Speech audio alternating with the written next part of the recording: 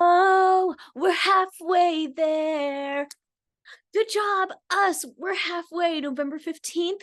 Oh my gosh, I said November. It's December, December 15th. We're almost to Christmas. We're rocking it. How is your boundaries journey going? Halfway through, this is when I love for us all to just kind of tune in, see how far we've come in just 2 weeks.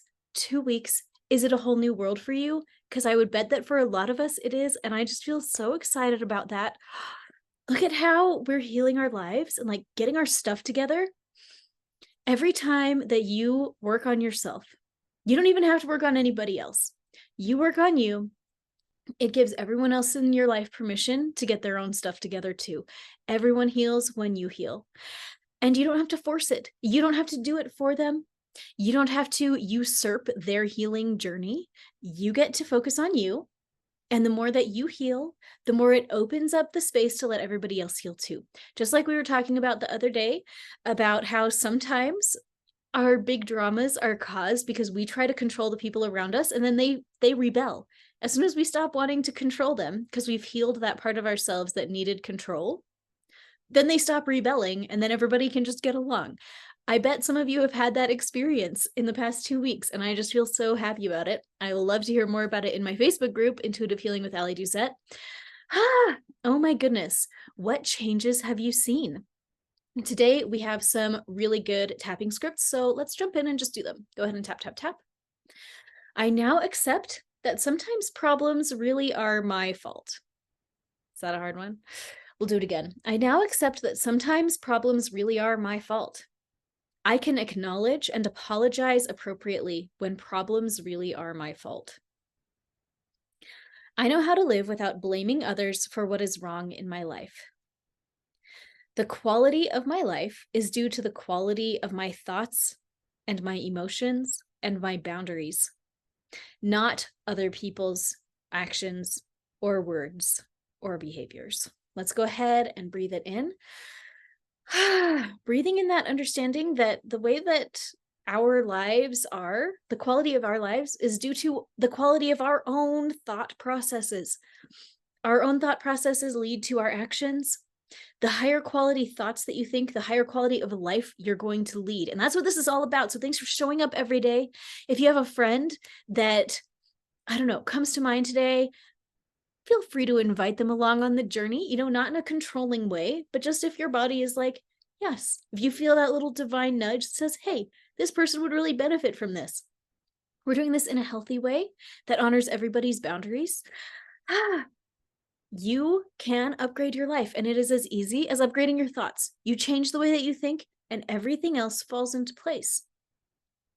Everything in our lives reflects who we are on the inside, which is a hard thing to hear for a lot of people. When your life is falling apart, it's not fun to say, oh, wait, it's because of me. I had a role to play in this. It's a lot easier to say, oh, it's just because of everything else. It's because of mystery reasons. It's because God hates me. It's because of everything in the world.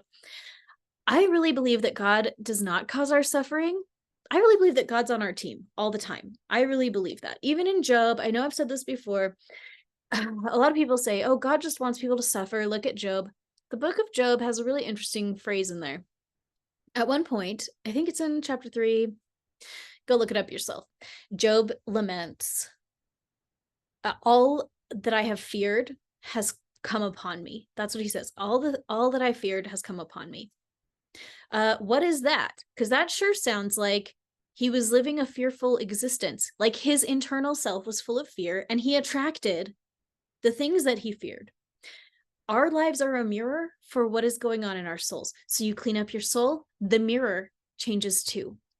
It is truly, it's incredible. It's incredible how we change ourselves. We don't have to have those crazy conversations. That's the whole point of this series. Can we have better boundaries in our lives without having to engage in all sorts of awkward conversations? Can we do it?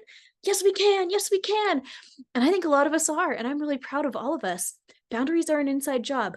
We heal ourselves, everything else starts falling into place. Be, do, have. Have you heard of this? You be a different person. And when you be a different person, you do different things. And when you do different things, you have different outcomes. Okay, be, do, have. We are working on being. We are changing who we are, and we're doing it the easy, fun way. I hope that you've had fun. We're halfway through, and we're having a great time healing our internal souls and like I said internal souls, not eternal souls. Although I guess all souls are eternal. So, okay. But we're doing a great job. Can we exist in a space where we can acknowledge the role that we've played as other people's villains?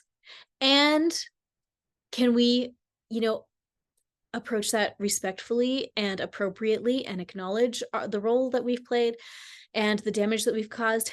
And at the same time, can we hold space for it if they don't accept our apology and release ourselves from the prison of holding ourselves responsible for other people's feelings? We're learning wisdom, guys. We're learning wisdom every single day, and it's so good. And I'm just so glad that you're here with me. Oh man, that's all I have to say today. Today, I just want us to be looking introspectively, seeing what changes we've seen in the past 2 weeks. I would love to hear your comments, love to see your posts on Facebook. Come and hang out with me. I want to hear how it's going. Are our lives changing? I think the answer is yes. Thank you guys for being here. I'm going to see you tomorrow.